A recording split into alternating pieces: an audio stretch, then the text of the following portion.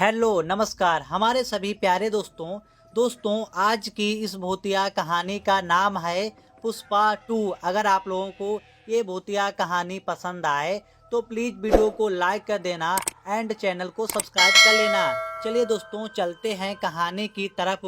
यह एक भूतिया कहानी है जो एक छोटे से गांव की है। गांव में एक बालक था जिसका नाम पुष्पा था। पुष्पा बहुत ही प्यारा और समझदार था, लेकिन एक रहस्यमयी घटना ने उसकी जिंदगी को पूरी तरह से बदल दिया। एक रात पुष्पा अपने घर से कुछ दूर खेतों की ओर जा रहा था। तब अचानक उसने एक अजीब सी आवाज सुनी। यह आवाज जैसे किसी के रोने या मदद की पुकार की थी। वह डर के बजाय जिज्ञासु हो गया और आवाज का पीछा करते हुए एक पुराने खंडहर में बदल चुके हवेली तक पहुंच गया। वह हवेली बरसों से बंद पड़ी थी, लेकिन उस रात के बाद कुछ अजीब घटनाएं घटने लगीं। हवेली के भीतर प्रवेश करते ही पुष्पा को एक अजीब सी ठंडक का एहसास हुआ। हवेली के भीतर एक पुराना आईने के सामने एक महिला का चित्र था। अचानक वह चित्र जीवित हो उठा और उसने पुष्पा से कहा, मुझे मेरी मुक्ति दो, तभी तुम अपनी जिंदगी को सामान्य पा सकोगी।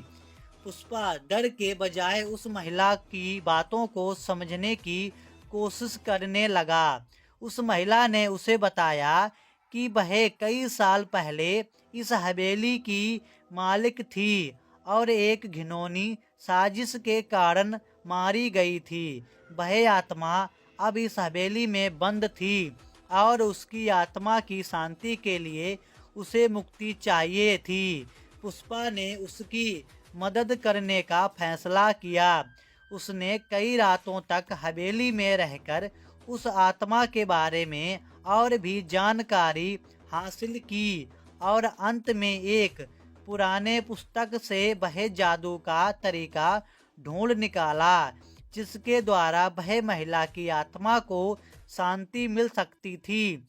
एक रात पुष्पा ने वह तरीका अपनाया और वह महिला की आत्मा को शांति दे दी। इसके बाद से वह हवेली शांत हो गई और गांव में अजीब घटनाएं रुक गईं।